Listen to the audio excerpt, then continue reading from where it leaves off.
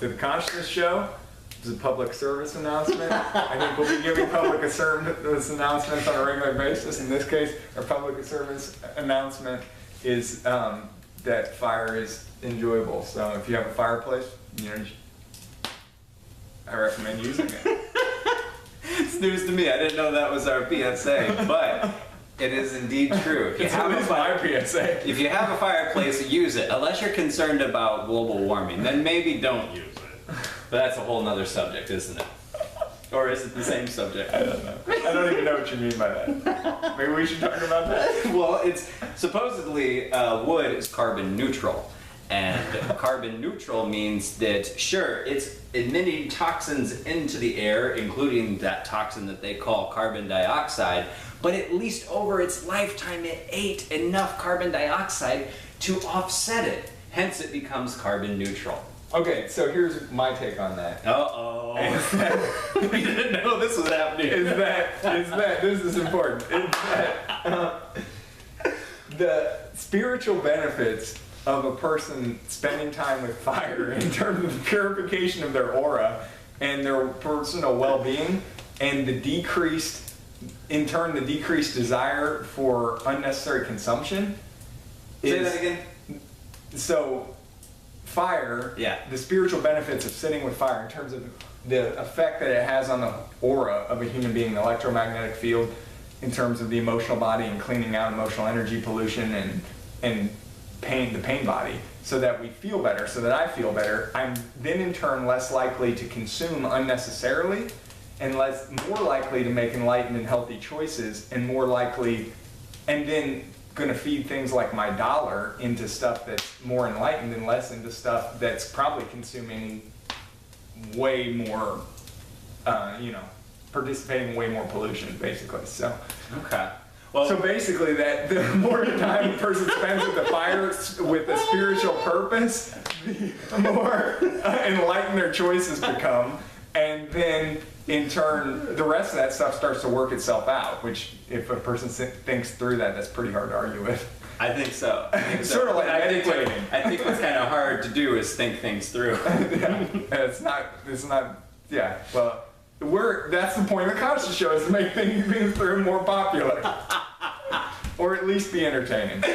Or maybe both. Ideally both. The reason I had you mention that again or say that again is that I wasn't listening. I was thinking in my head about something he said, which was to the effect. Now granted, I was in my mind also while listening to him and playing this conversation in my head. And then when he said something that I wasn't paying attention to at all, I asked him to repeat what he said. So that was what was going on. That's right, which is a great thing, because who's going to be perfect? So besides me, I don't know anybody. I really don't.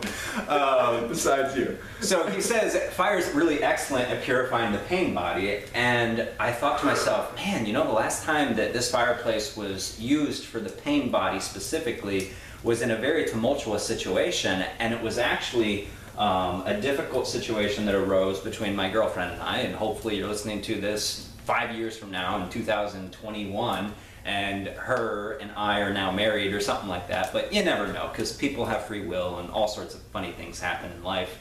But my point is, this person I love dearly, and we're having basically our first conflict. It was like past the honeymoon stage, month 6, month 7. And we got together and we sat in front of this fire. The fire was already going, and I was just sitting at it, kind of somber, kind of sad, kind of curious, kind of like everything that a human can be. And I was just looking at the fire. She came, very kind of her to come and talk this out instead of text messaging. God, Lord, do not have serious conversations over text messages. Very easy to misconstrue. Very difficult to communicate emotion clearly through a text message, even with emojis. Although they're very helpful. There's only so many, and it's like there is a limited number. They're not comprehensive, but then again, there might be an app I don't know about. There's probably an app.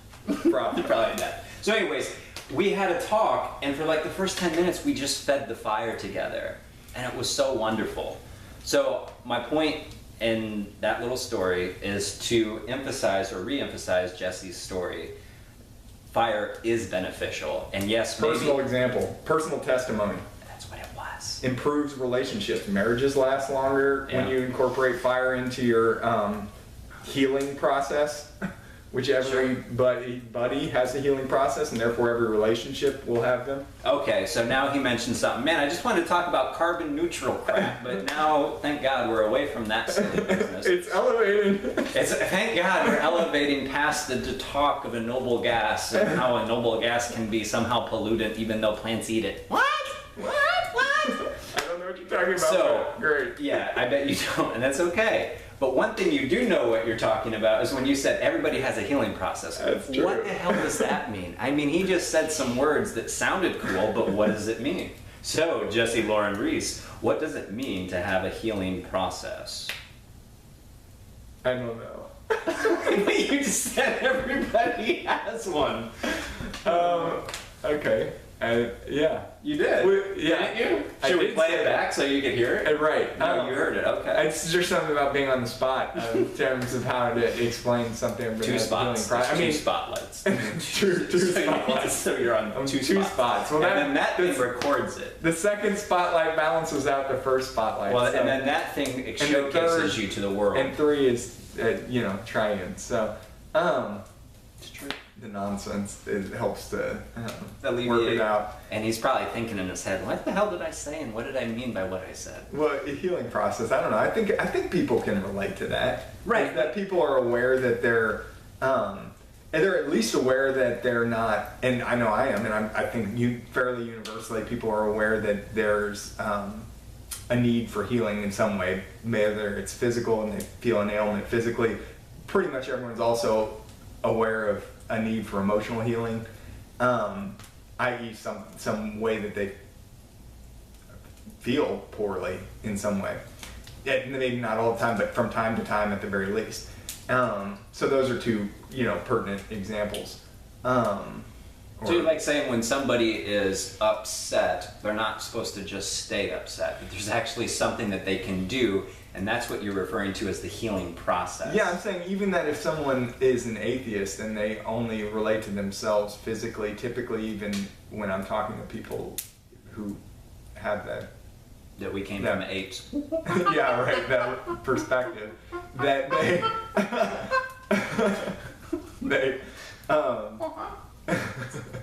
They got a convincing argument. I can do a pretty good monkey call. True. And they were also aware of their emotions on some level.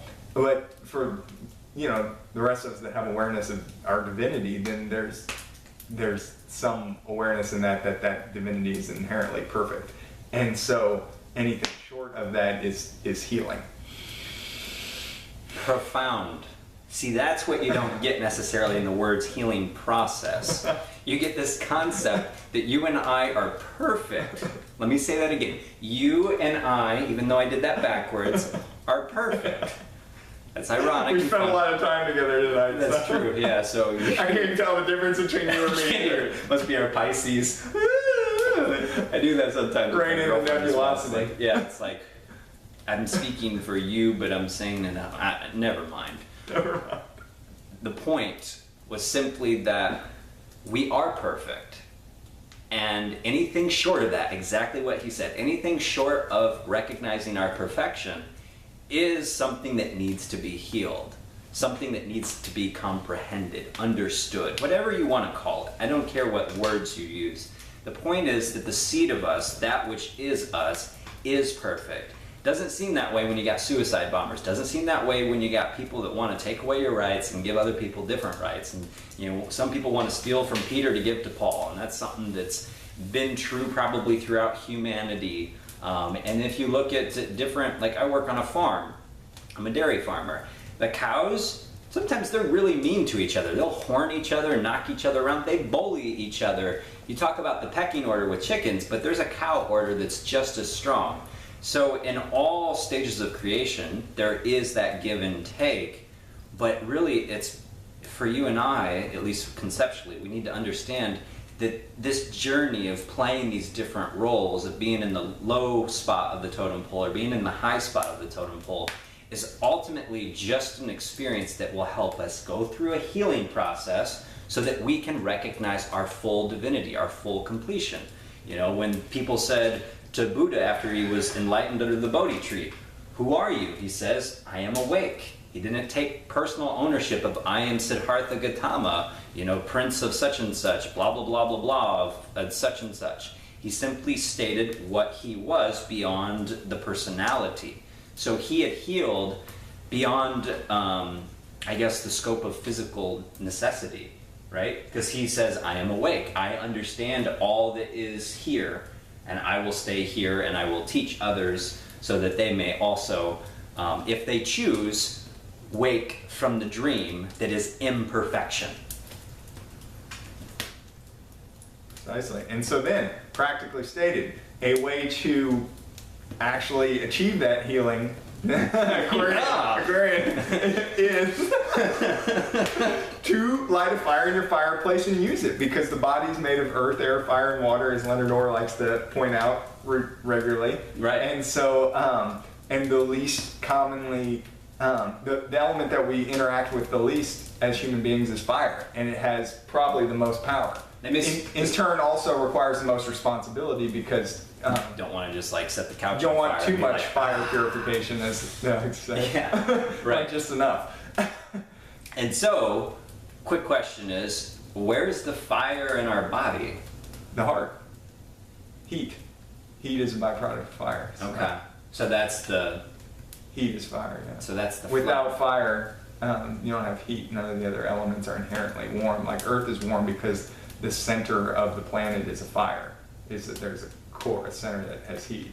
And so, in Chinese 5-element theory, the heart is fire, summer is fire, and it rules the heart. And you just think about it, fire gives heat. And the Earth is warm because there's fire at the center of it. It's actually a cool, or Earth, if you pick it up and hold, it's actually cool. And water is cool, and air is also cool unless there's the presence of some heat, like the sun, which is fire. So. Well, heck, now I'm learning stuff. And space, that's the 5th one, is space. Space? Still mind, meditation. All right. Well, there you have it. This is a public service announcement from the Consciousness Show. From the Consciousness I'm Rory. I'm Jesse. We'll see you soon.